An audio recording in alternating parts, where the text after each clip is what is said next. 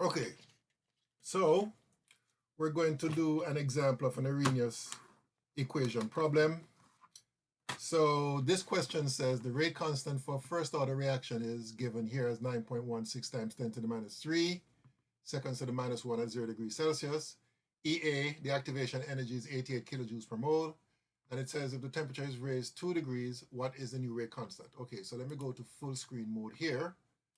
Choose my ink. Okay, so the first thing I'm going to write down is the equation, the Arrhenius equation, which is K is equal to A e to the minus EA over RT. All right. Now, in this particular case, they gave you a rate constant. They gave you the temperature for that rate constant. They gave you the activation energy, and they gave you the new temperature, and they're asking for the new rate constant, right? So what I'm going to do here is a bit of algebra so that this question can be solved. And the first thing I'm going to do here is that I'm going to designate this rate constant. Instead of just K, I'm going to call it K1, and I'm going to call the temperature here T1, right? So this is T1 for this rate constant. And then similarly, for a new rate constant K2, I'm going to write down a similar expression, but this time the temperature for it would be T2, all right?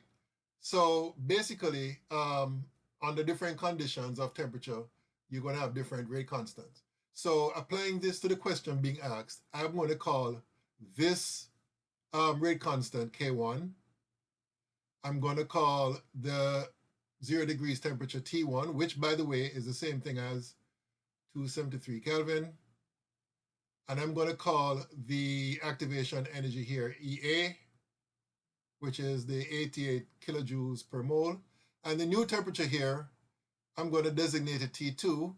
And the new rate constant, which the question is asking for, is going to be designated K2. All right? So how are we going to use this to solve this problem? Well, what I'm going to do to simplify things is divide one equation by the other. And obviously that means that the A factor will cancel out.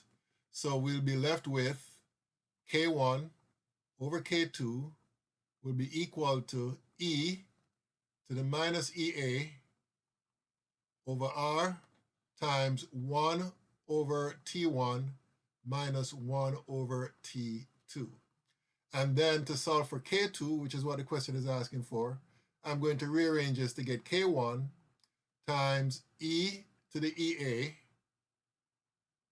over R times 1 over T1 minus 1 over T2.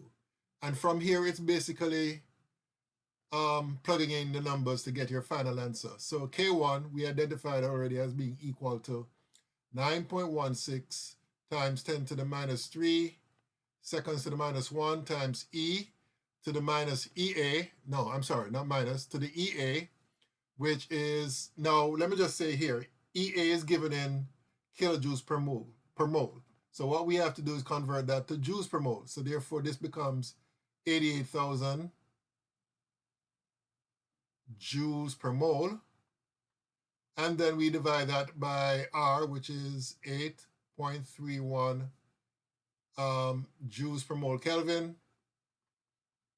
And then we multiply that by 1 over T1, which is 1 over 273 Kelvin minus 1 over 275 Kelvin. Okay, so I did the math for this already. And what I found was that this would be simplified to be equal to 9.16 times 10 to the minus 3.